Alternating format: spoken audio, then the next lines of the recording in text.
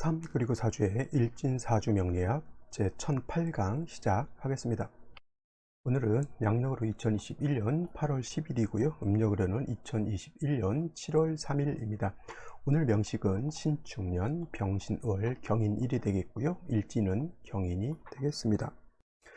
자, 오늘 살펴볼 사주 명식 일간은 경금일간이 되겠고요. 경금일간이 태어난 월령 신월의 경금이 되겠습니다. 자, 입추가 이제 8월 7일 들어와서 신축년 병신월로 바뀌었고요. 이제 그 이후로 8, 9, 10일 벌써 이제 한 3일째 정도 되고 있습니다. 이제 초가을이요.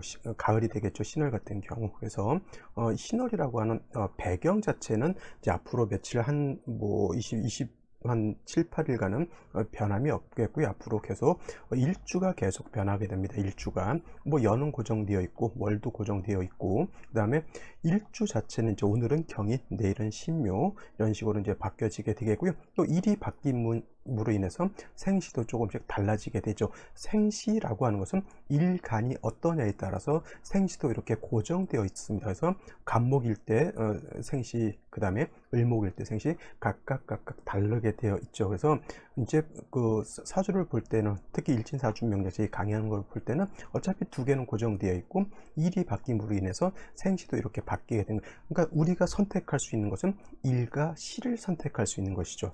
그래서 출산태기를 할 때도 어차피 연월은 큰 틀에선 고정되어 있는 거니까 생시도 중요하지만은 이 월에 맞게, 이 연과 월에 맞게 일을 선택하는 것도 중요한 것이고, 그 다음에 일에 맞게 또 전체적인 사주를 중화를 이룰 수 있는 키포인트는 또 어떤 시주에 있다라고 볼 수가 있는 겁니다. 일단 중요한 것은 사주를 볼 줄 알아야 되는 것이고요. 또 사주를 보고 좋다 나쁘다를 우리가 판단할 수 있어야 되기 때문에 역시나 또 공부를 열심히 해야 하는 것이 명지를 간명함이 있어서는 제일 중요하다. 그리고 그 중에서 제일 중요한 것, 사주 8글자 중에서 제일 중요한 것은 일간이라고 하는 것이 중요한 것이고요. 그 다음에 월령이라고 하는 거 매우 중요하다라고 제가 매 회차마다 말씀을 드립니다. 오늘은 일간은 경금이라고 하는 것, 그래서 경이라고 하는 글자 10개의 천간 중에서 7번째 천간이 되는 것이고요. 이 경이라고 하는 것을 음과 양으로 구분하게 되면 경금은 양이 되겠죠. 자, 양이 있으면 음이 있다라고 하는 것이 되는데, 내일 공부하게 되는 신금이라고 하는 것은 음이 된다라고 볼 수가 있습니다. 하나는 음인 것이고요. 그 다음에 하나는 양이 되죠. 음양으로 이렇게 구분해 볼 수 있는데, 음양으로 구분한다라고 하는 것은 그 성향 자체가 다르기 때문에, 성질, 성향 이런 것들이 다르기 때문에 이렇게 음과 양으로 나눠 놓게 되는데, 경금이라고 하는 것은 이제 다시 음양이 아니라 오행으로 보게 되면은 경금은 양금이 되는 것이고, 그 다음에 내일 공부하게 되는 신금이라고 하는 것은 같은 금인데 얘는 음금이 이렇게 되는 것이죠. 그래서 금은 둘로 이렇게 나눠진다. 오행이라고 하는 금이라고 하는 것은 양에 해당되는 금과 그 다음에 음에 해당이 되는 금으로 이렇게 구분이 된다라고 설명드릴 수가 있겠습니다. 그래서 이제 금이라고 하는 것을 양금이라고 하는 경금과 음금이라고 하는 신금으로 이렇게 구분을 하게 되는데, 서로 성향이 다르니까 양과 음으로 이렇게 구분해 놨을 겁니다. 양금이라고 하는 것을 비유를 할 때는 완철금이라고 해서 강철 같은 거 있죠. 강철 내지는 무쇠 같은 걸로 이렇게 비유를 합니다. 그냥 경금을 강철, 무쇠로 본다라기보다는 거의 비유를 하는 것이고, 물론 상황에 따라서 강철이 아닐 수도 있지만은 그래도 경금이라고 하는 것 10개의 천간 중에서 가장 강하고 단단한 성질을 가지고 있는 것이 바로 경금인 겁니다.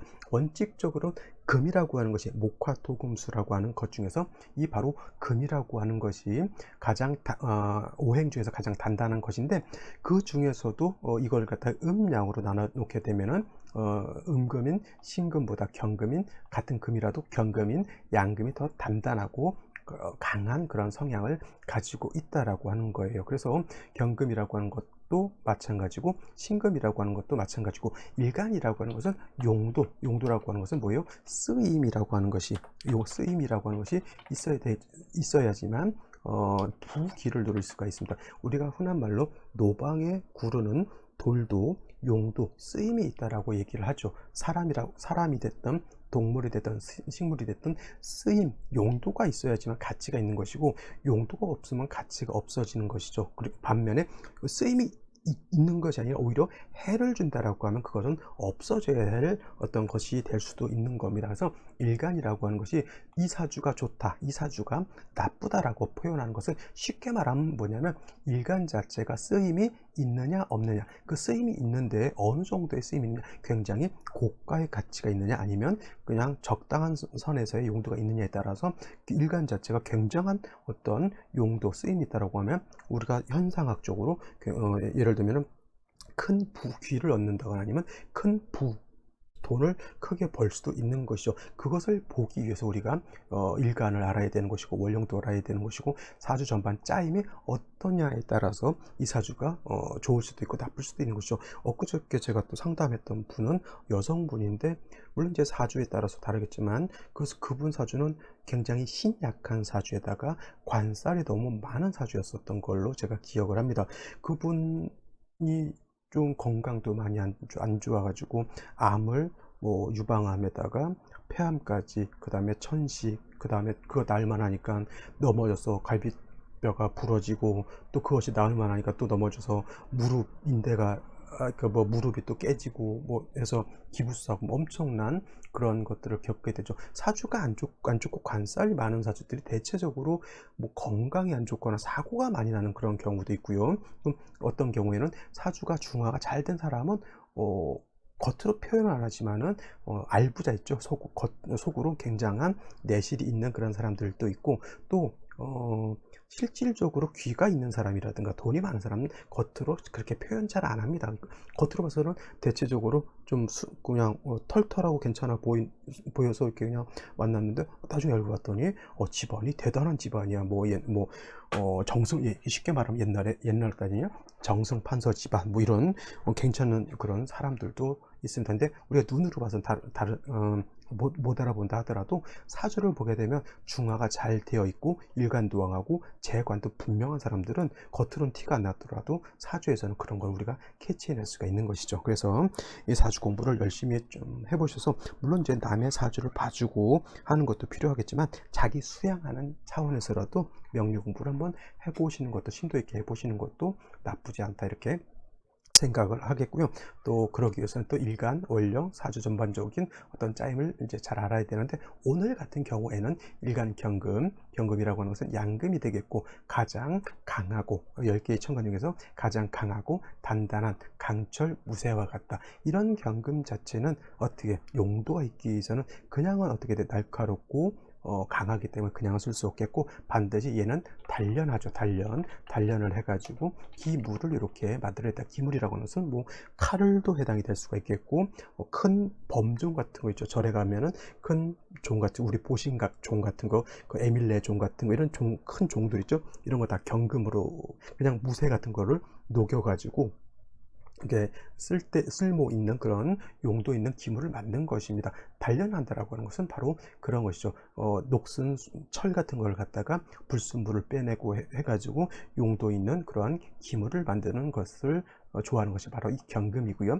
실질적으로 경금을 기물로 만들 수 있는 것은 뭐가 만든다? 정화 가지고 경금을 녹이거나 경금을 시뻘겋게 달궈서 망치질을 해가지고 칼도 이렇게 만들 수가 있는 것이죠. 정화라 해야지만 경금을 실질적으로 단련해서 기물을 만들 수가 있는 것이고, 정화라고 하는 것은 불이잖아요. 여러분들 대장간 갔을 때 시뻘건 불에다가 뭐 쇠를 단련해 가지고 대장장이들이 이렇게 망치로 두들겨서 칼도 만들고 호미도 만들고 이렇게 되죠. 그 불인 것인데, 불이 약하면은 경금을 단련할 수가 없습니다. 거기다 대고 갈탄이라든가 장작 같은 걸 놓고 거기다 대고 풀무질이라고 해서 바람을 갖다 이렇게 부죠.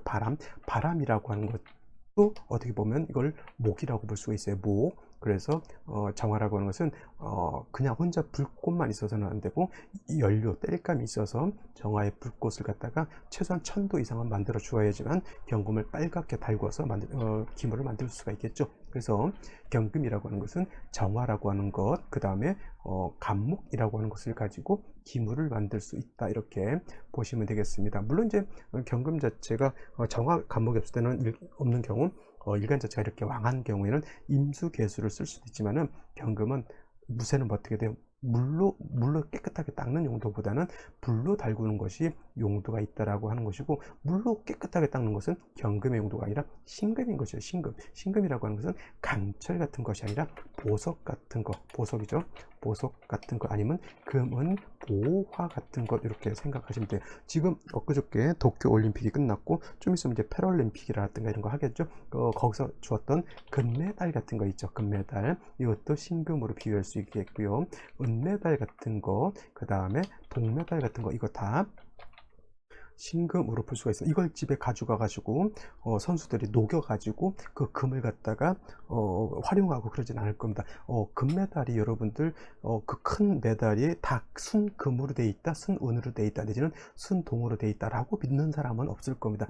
애초에 제가 알기로 태초에 처음 올림픽 때는 그야말로 메달은 순금, 순은, 순동으로 이렇게 만들었다고 해요. 근데 순금이라든가 순은으로 메달을 만들면 메달 크게 만들면 비용이 너무 많이 들어가니까 옛날에는 메달 자체가 이렇게 크지 않았다라고 하는데, 이것이 이제 시간이 지나면서 근래 오면서부터는 순금, 순은으로 만들지 않고 도금을 이제 하기 시작했다라고 안 했다가 다른 어떤 플라스틱이라든가 아니면 좀 금속 같은 거를 넣고 거기다 대고 이제 금도금, 은도금, 동 같은 걸로 도금을 해가지고 메달을 만들니까 메달을 크게 만들 수 있죠. 크게. 하지만 메달의 가치는 옛날에 순금으로 만들었던 것과 같이 가치는 좀 떨어질 거라고 생각 들고요. 제가 최근에 들었던 말로 역대 만들었던 금은 동메달 중에서 어떤 것이 가장 가치가 없느냐, 최근에 시작했던 도쿄올림픽의 메달을 굉장히 값싸게 만들었다고 하고요. 우리나라 같은 경우 1988년 서울올림픽을 했었을 때 우리나라 메달은 금의 함량이라든가 이런 것이 굉장히 좀 많이 들어갔다라고 합니다.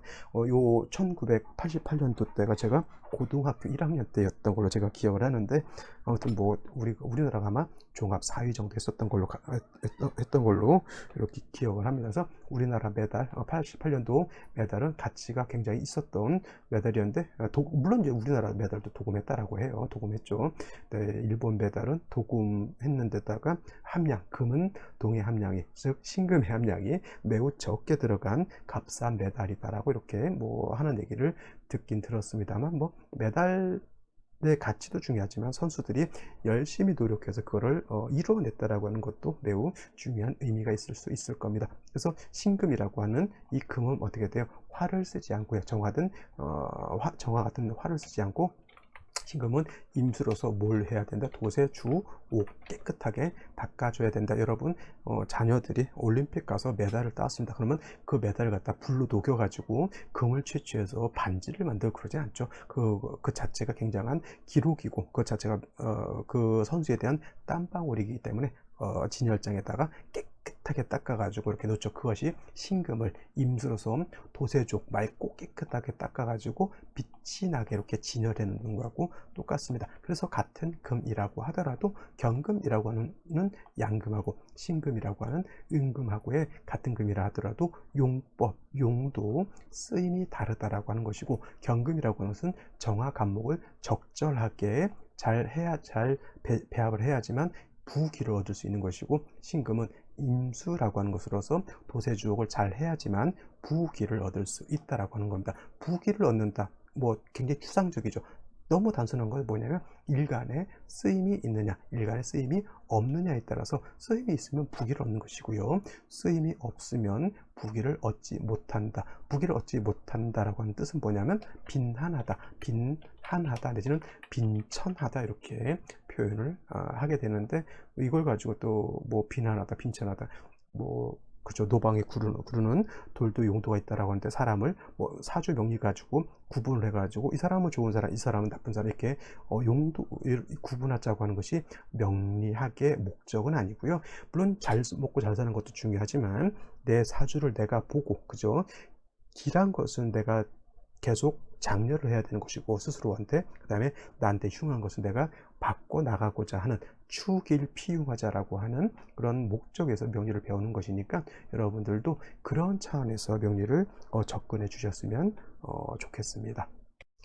자, 다음은 경금일간이 태어난 원령 신월에 대해서 한번 알아보도록 하죠. 신월이라고 하는 것은 입추가 돼야 되겠죠. 입추가 돼야지만 4, 5, 미월에서 신월로 넘어오게 되고요. 번역으로 놓고 보게 되면 신유술월이라고 해서 얘네는 서방을, 서쪽을 뜻하는 것이고, 주관하는 신은 백호가 되겠죠. 백호라고 하는 것은 하얀 호랑, 약간 돌연변이라고 하죠. 돌연변이. 백호가 신유술 서쪽을 주관하는 신이죠. 자, 동쪽을 주관하는 거죠. 신묘진 동쪽을 주관하는 것은 뭐죠? 이거는 청룡이 되는 거죠. 참고적으로 알아두시면 되겠습니다. 그 다음에 사오미 남쪽이죠. 남쪽을 주관하는 신은 주작이라고 한다. 주작이라고 하는 뜻은 붉은 봉황이라고 하는 뜻이고, 그 다음에 북쪽을 주관하는 신은 현무라고 하죠. 현무. 거물 현자에다가 무자로 이렇게 쓰게 되죠.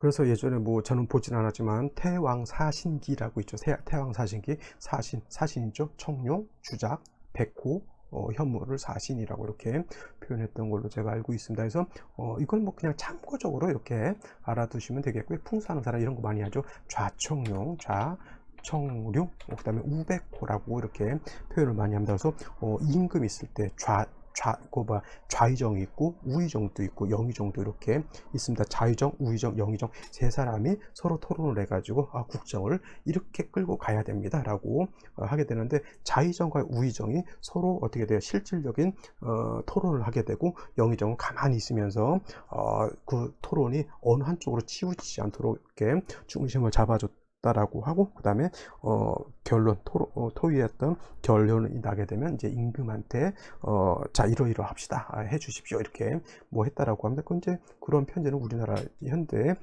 편지에서 그렇게 많이 있죠. 그래서 좌청룡, 우백호, 남쪽, 북쪽, 현무, 주작, 가운데 구진이라는 것도 있어요. 중앙톤 구진이라고 하는 것도 이렇게 있습니다. 그래가지고 이런 거 이제 참고적으로 알아두시면 되겠고요. 일단 신유술 서방이라고 하는 것은 계절, 이런 것이 중요하죠. 계절로는 가을이다, 가을이라고 하는 것이고, 그 다음에 신유술월은 어떤 오행, 자 임묘지는 모기 왕한 계절, 모광절이 되는 것이고, 해자축은 수왕절, 수가 왕한 계절, 엊그저께까지 공부했던 4, 5, 미월은 화가 왕한 계절, 화왕절, 신유술월은 금이 왕한 계절, 금왕절이다라고 하고요. 모기라고 하는 기운은 우리가 목화토금수라고 하는 이 모기라고 하는 기운은 따뜻한 기운을 말하는 거고요. 화라고 하는 기운은 뜨거운 기운을 말하는 것이고, 수라고 하는 것은 차가운 기운, 이렇게 표현하면 안 되고요. 얼음이 얼 정도로 엄동설한의 아주 혹한의 그러한 냉기를 뜻하는 것이고, 지금 말하는 이 금의 기운이라고 하는 것은 그 혹한의 기운은 아니지만은 서늘하고 오싹한 그런 기운을 말하게 됩니다. 아직까지 입추가 지났다 하더라도, 물론 지금 아침 저녁으로는 이제 선풍기 켜놓고 자면 새벽에 약간 짠기를 좀 느낄 수 있지만은, 아직까지는 금의 기운이 이렇게 완연하게 들어왔다고 보기는 어렵고요. 8월 말 이제 9월 정도 넘어가게 되면, 특히 10월 정도 가게 되면은 가을의 오싹한 기운이 바로 이런 거구나, 이 차가운 그런 서늘한 느낌 있죠.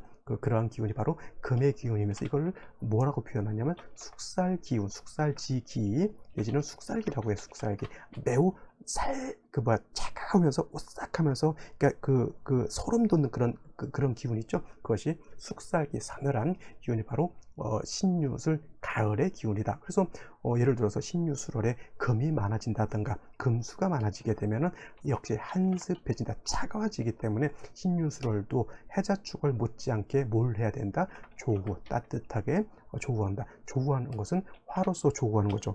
화나 수로서 조후를 하게 되는 거예요. 해자축처럼 추울 때는 화로서 조후하는 것이고요. 4, 5, 미월처럼 여름에 뜨거울 때는 수로서 조후를 하게 된다. 그래서 조후한다라고 하는 것은 차가운 것은 따뜻하게 해주고, 뜨거운 것은 서늘하게 해주는 그런 것을 말한다, 이렇게 생각하시면 돼요. 그래서 신월이라고 하는 계절, 신유술월이라고 하는 것, 특히 신월이라고 하는 것은 이러한 내용을 가지고 있다라고 생각하시면 되겠고요. 이러한 배경하에서 어느 일간이 태어나느냐에 따라서 사주의 배합법이 달라지는데, 오늘 같은 경우 일간이 경금이라고 하는 겁니다. 경금이 신월에 이렇게 태어나게 되면, 신월, 월령이 어떤 계절?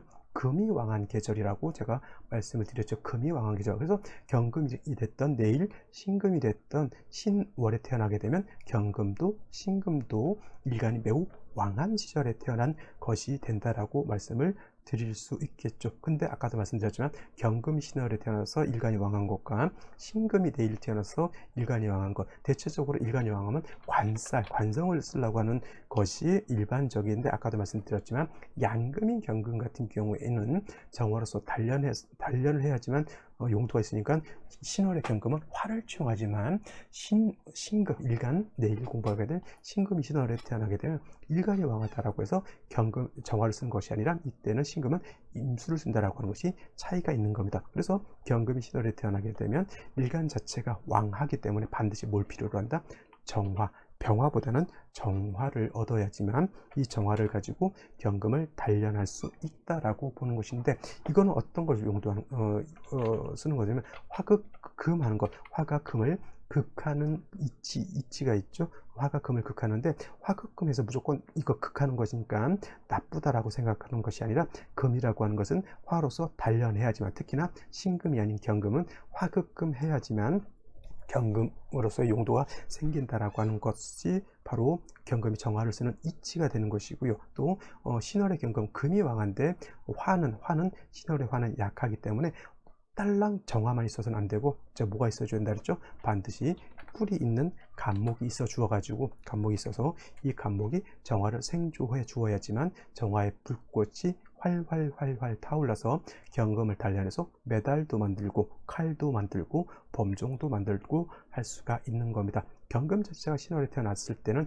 일간이 왕하기 때문에 재성이 왕해도 좋고요, 관성이 왕하도 좋습니다. 재관이 같이 왕하면 금상첨화가 되겠고, 재성의 용도가 있으면 부를 크게 얻을 것이고, 관성의 용도가 크게 되면 이때는 귀를 얻을 수 있을 것이고, 재관이 똑같이 좋다라고 하면 뭘 얻을 수 있다?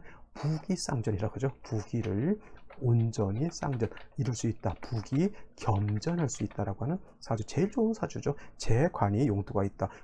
여자 사주가 관성 용도가 있으면 남편이 쭉쭉 빵빵 잘 나가는 것이고, 남자 사주 경금이 재성에 힘이 있다, 내 와이프가 쭉쭉 빵빵 잘 나가는 것이죠. 둘 다 좋다 하면은 남자는 재성을 처가 나의 명예를 만들어 줄 수 있는 것이고, 여자 같은 경우는 남편이 잘 나가니까 나도 큰 명예를 얻을 수 있는 것이고, 또 큰 부를 얻을 수도 있는 겁니다. 이런 사주들이 좋은 것이고, 또 말씀드렸던 것, 좋은 사주는 어떤 사주? 중화가 잘 이루어진 사주다라고 말씀을 드릴 수가 있는 것이죠. 그래서 신월의 금왕절에 경금이 태어나게 되면은 정화라고 하는 것, 간목이라고 하는 것을 아울러 잘 쓰게 되면 중화를 이룰 수 있고, 또 재관이 분명하게 되면 부귀쌍전, 부귀 겸전할 수 있는 그런 사주가 될 수 있다라고 볼 수 있겠습니다.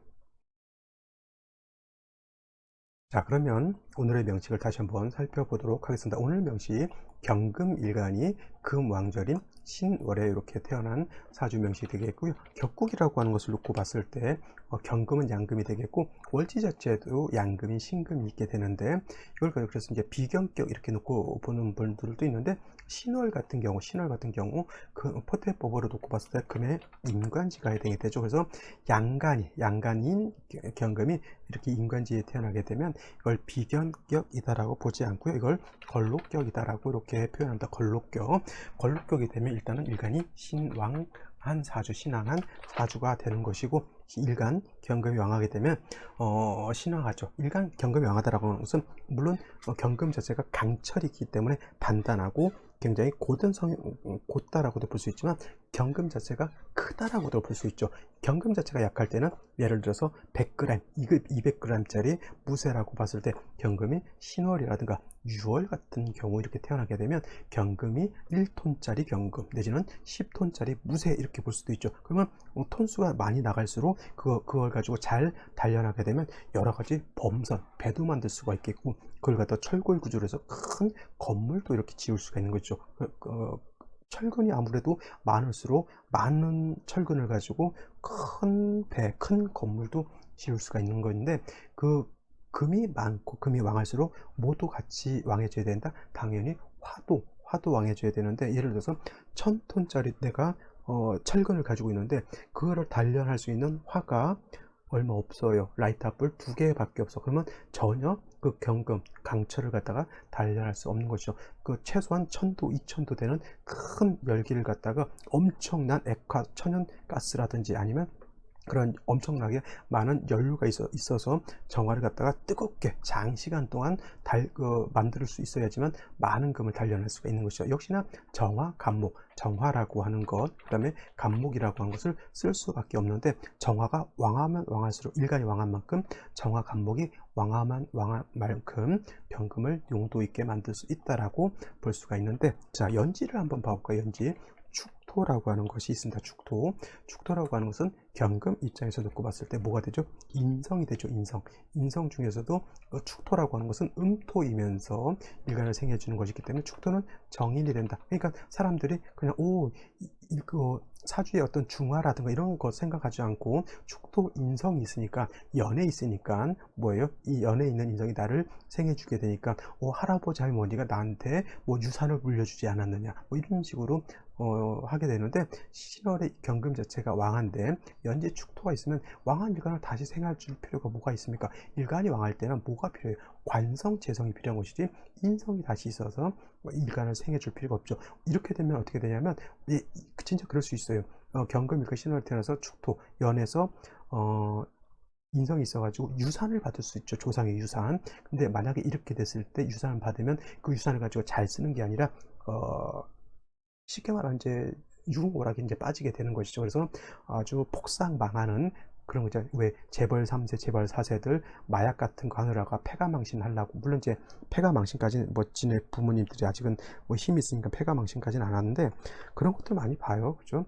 부모님들이 이제 돌아가실 때 유산을 크게 물려주면 이 재벌 3세 부호가 3세 4세들이 정신이 올바르게 박혀져 있으면 그걸 가지고 다시 또 사업도 하고 이렇게 해가지고 그 부귀를 갖다가 유지를 하게 되는데, 그렇지 않은 것들은 어떻게 되냐면 그 부를 갖다가 유흥오락에 빠져가지고 일가 그런 잘못된 쪽으로 흐르게 되죠. 그래서 옛말에 뭐가 있냐면, 부가 3대 가는 경우도 없고 가난이 3대 이상 지속되는 경우도 없다라는 말이 있었어요. 근데 요즘은 그렇지 않은 것 같아요. 요즘은 부도 계속 유전이 되는 것 같고, 그 다음에 뭐예요, 힘든 거 있잖아요. 이런 것도 계속 부익부 빈익빈의 이런 보이지 않는 계급 사회가 있는 것도 어떻게 보면 사실인 것 같습니다만, 옛말엔 그런 말이 있어요. 부도 3대 가지 않고 가난도 3대 가지 않는다 말이 있는데, 옛말인 것 같고, 하여튼 뭐 그렇습니다. 그래서 경금이 신월에 태어났을 때는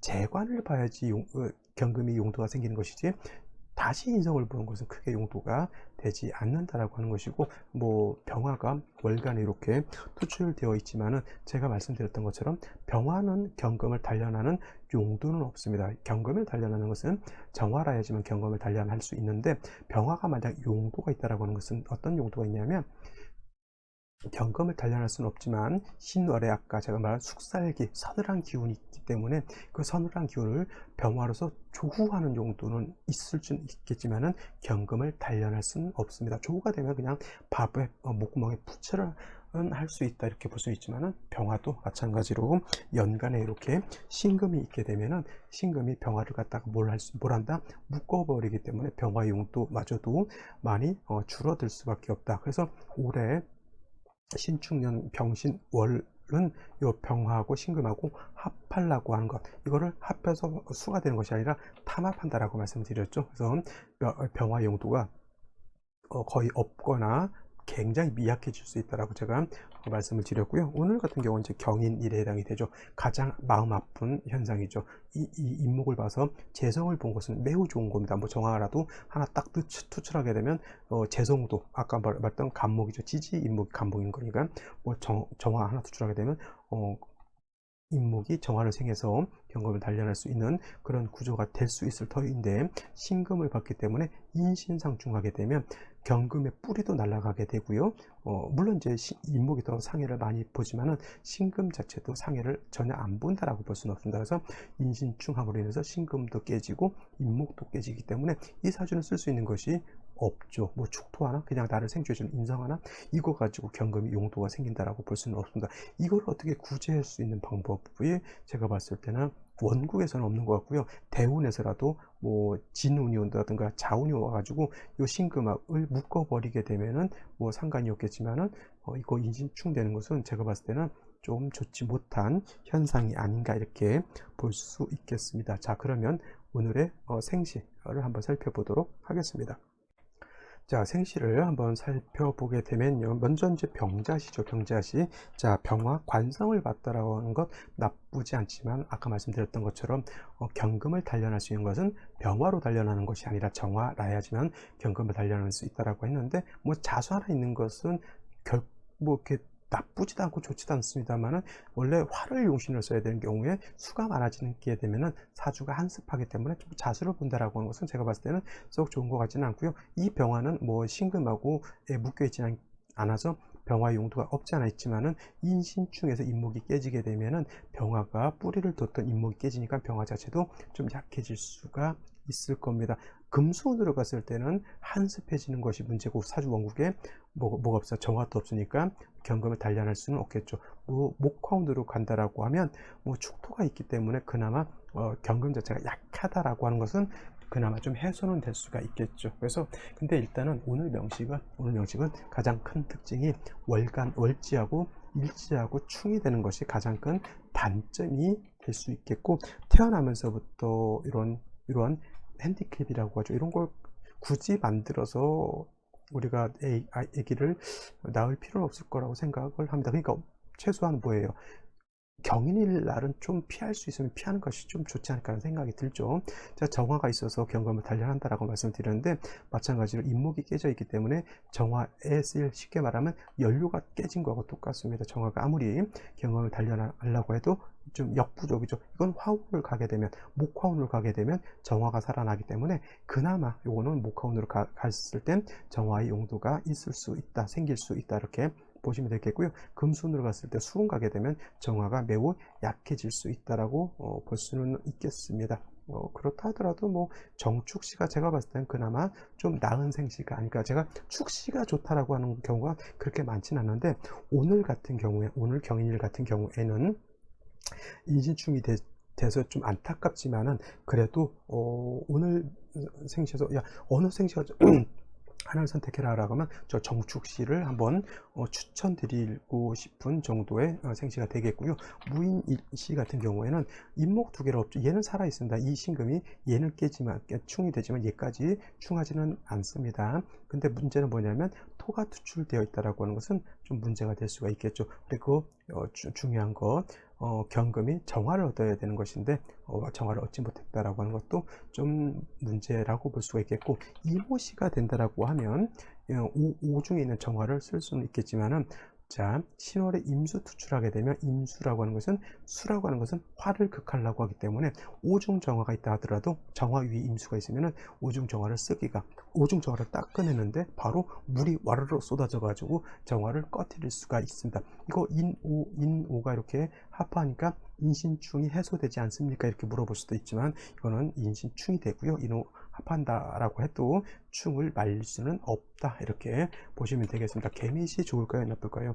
차라리 임수가 낫지 개수는 더 좋지 못합니다. 그죠? 그래서 개미시도 제가 봤을 때는 그렇게 좋지 못한 것 같고요. 갑신시 같은 경우에는 이거하고 얘하고 충을 하기 때문에 뭐 일시로 충은 안 된다 하더라도 역시나 뭐가 문제? 정화가 없어서 경금을 단련할 수 없다라고 하는 것이 문제가 되는 것이죠. 그래서 제가 봤을 때는 정축시라든가 정해시 정도가 좀 좋지 않을까라는 생각을 이렇게 해보게 되는데 정해시보다는 제가 봤을 때는 정축시가 좀 더 낫지 않을까라는 생각이 듭니다. 물론 이제 정화의 용도가 생기기 때문에 그렇게 본 것이고요. 일단 인신충이 되는 오늘 같은 경우에는 조금 더 한번 신중하게 생시를 잡아볼 필요가 있다 이렇게 말씀을 드리도록 하면서 마치도록 하겠습니다. 감사합니다.